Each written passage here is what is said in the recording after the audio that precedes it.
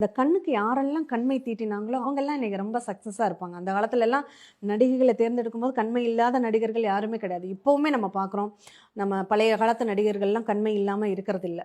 இப்போ நம்ம ஏதாவது ஆர்டிஸ்டாக இருக்கிறவங்க மட்டும் கண்ணுக்கு கண்மை போட்டுக்கிறாங்களே தவிர மற்றவர்கள் பயன்படுத்துறது ரொம்ப அரிதாக தான் இருக்குது. ஆனால் அந்த நம்மளுடைய அந்த திஷ்டியை தாக்குறது போக்கக்கூடியது அந்த கருமை நிறம் அப்படிங்கிறதுனால அது எல்லாருமே பயன்படுத்திக்கலாம். பொதுவாக நெற்றியில் கன்னி பெண்கள், சுமங்கலி பெண்கள் கருப்பு போட்டு வைக்கக்கூடாது அப்படிங்கிற ஒரு நிகழ்வு. ஏன்னா கருப்பு எந்த அளவுக்கு ப்ளஸ்ஸாக இருக்கோ அந்த அளவுக்கு நமக்குள்ள ஒரு விரக்தியான ஒரு நிலையையும் ஏற்படுத்தும் அப்படிங்கிற ஒரு நிகழ்வு.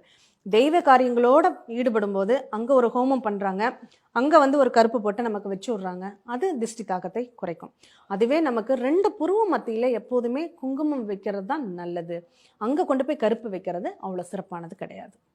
ஏன்னா அது எல்லாத்துக்குமே அந்த 3வது ஆக்ஞாங்கிற ஒரு சக்தி அங்கே தான் செயல்படும். அங்கே இருட்டு பண்ணிடக்கூடாது அப்படிங்கிறதுக்காக தான் நெத்தியில் கருப்பு வைக்கக்கூடாது அப்படிங்கிறதுக்கான ஒரு நிகழ்வு. இப்போ நீங்கள் சொல்லியிருந்தீங்க சில ராசிக்கு கருப்பு நிறமே ஆகாது. அப்போ அவங்களுமே பெண்கள் கண்ணுக்கு மை போடுறது, அந்த கலருக்கு இன்னைக்கு நிறைய பிளாக் கலர் தான் அடிச்சுக்கிறாங்க, அதுவுமே கூடாது அப்படின்னு? கண்டிப்பாக இப்போ ஹேர் டை யூஸ் பண்ணுறாங்க அப்படின்னா இந்த சனி ராகு தொடர்பில் உள்ளவங்க ஹேர் டை தயவு செஞ்சு பயன்படுத்தாதீங்க. அது கெமிக்கல் ரியாக்ஷனை உங்களுக்கு அதிகமாகவே ஏற்படுத்திடும். இப்போ இந்த புற்றுநோயின்னு ஒரு நிகழ்வு நிறைய பேருக்கு நம்ம பார்க்குறோம் இல்லையா?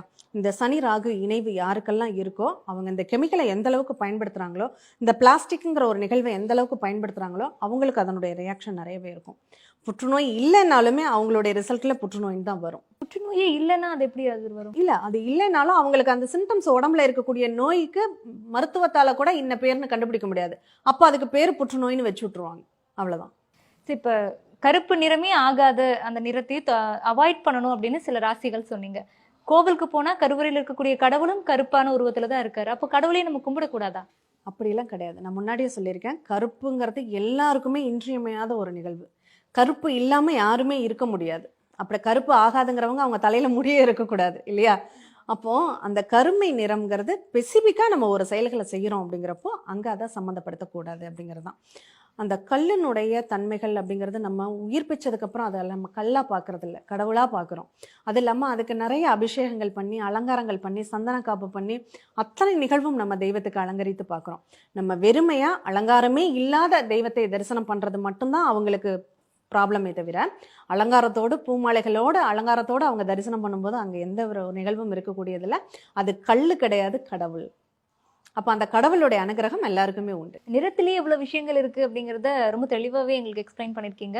ரொம்ப நன்றி மேம். தொடர்ந்து நம்ம அடுத்தடுத்து பேசுவோம். நன்றி. கண்டிப்பாக ஒவ்வொரு நிகழ்வுக்கு பின்னாடியும் காரண காரியங்கள் இருக்குது.